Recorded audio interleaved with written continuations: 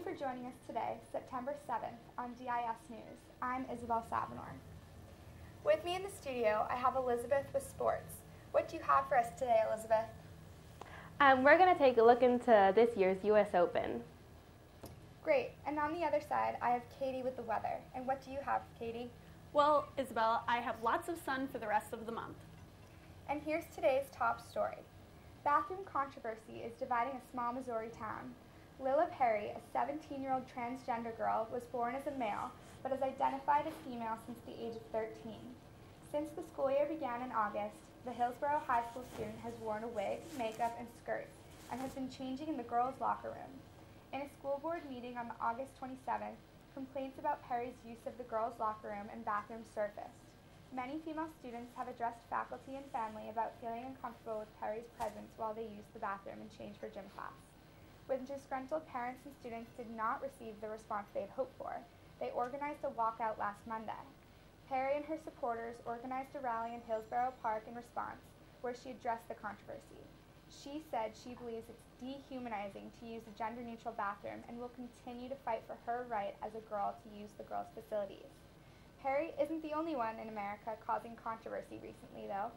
This past Thursday, U.S. presidential candidate Donald Trump declared his opposition to tightening gun wars, but instead hopes to further address mental health in order to prevent shootings. Here's Haley on the streets of Odense with opinions from the Danish public.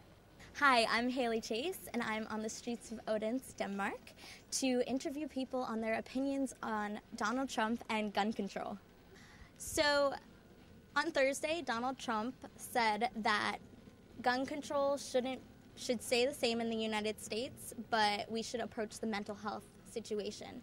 What are your views on gun control and how Donald Trump is approaching the situation?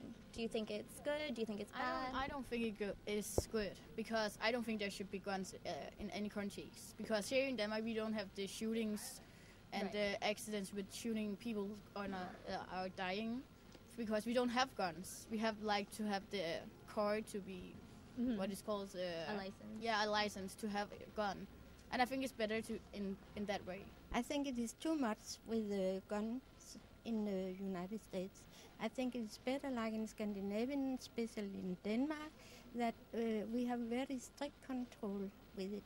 You have to have a license, you have different ways you have to, before you can get it. So I think guns is a lot worse. So no, I don't like it. Not a step in the right direction. No. As gun laws in the United States are far less strict than those in Denmark, it is no surprise that the public disagrees with Trump's statement. Back to you in the studio, Izzy. Thanks, Haley. Now over to Elizabeth with this week's top story in sports. Thanks, Isabel. The U.S. Open kicked off last Monday, August 31st in Flushing Meadows, New York. Tennis matches are in full swing and thousands of fans have taken to the stands. Today is a big day for the men's single draw, as these matches determine who will continue on to the quarterfinals. In the women's singles draw, the big news is that Serena and Venus Williams will face off for the 27th time. Serena holds the lead at 15-11 matches. 8 of her wins are from the Grand Slam. Despite the competitive nature of the game, the two sisters are excited for the match. Although, in a recent interview, Serena did say that they relish the opportunity to play against each other in such a venue, and it doesn't detract from their desire to win. Now I'll hand it over to our correspondent, Allie, who is reporting on an up-and-coming music group who's been hiding in our own backyard. Thank you, Elizabeth. And now please welcome Meg, the Vice President of Talent Acquisition at Copenhagen Records, and the person who took Lucas Graham from underground to the mainstream music scene.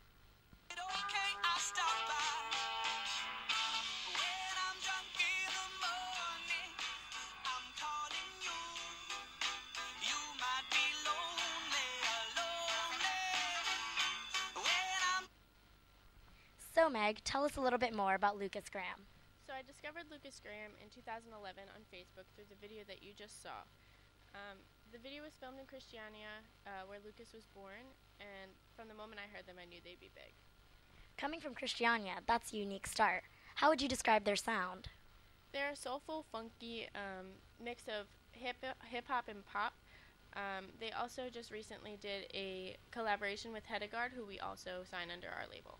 Very cool. So why do you think that we should be on the lookout for them? Well, their self-titled debut album went gold their first week, selling 10,000 copies, and also their show in Copenhagen on November 28th sold out so quickly that we had to add another show to the tour. Thank you for being here, Meg. And now back to you, Isabel. Thanks, Allie. So don't worry, for those of you who want to see Lucas Graham in action, grab your tickets to the new December 5th show at the Forum in Copenhagen quickly. In other news, this week, President Obama will honor 18 people, including Sally Field and Stephen King, at the White House with national medals for the arts and humanities. Field is receiving an arts medal for her influential work as an actress and filmmaker. Off-screen, Field serves as an advocate for women and LGBTQ rights, as well as public health initiatives. Stephen King will also be honored for his work as an author, his novels being some of the most popular of our time. In his work, King uses storytelling combined with analysis of human nature to both entertain and terrify audiences around the world. The ceremony will take place on September 10th. On another note, gas prices in the United States have dropped over the last 2 weeks, just in time for Labor Day travel. It is expected that there will be the largest number of cars on the road since the recession in 2008, as gas prices in the country have reached an 11-year low. As of Friday, a gallon of gasoline averaged $2.42, which is 50% less than this time last year. Holiday travelers will also be pleased to know that over 5% of U.S. gas stations now have prices under $2. As long as the price of crude oil in the Middle East does not jump, gas prices are predicted to continue to fall through the end of the year. Now here's Katie with this week's weather. Thanks, Isabel. It is currently 16 degrees on this sunny day in Copenhagen with a 26-kilometer wind coming in from the north. This mostly sunny weather is expected to continue the next 5 days with a high of 17 on Tuesday and 19 on Wednesday.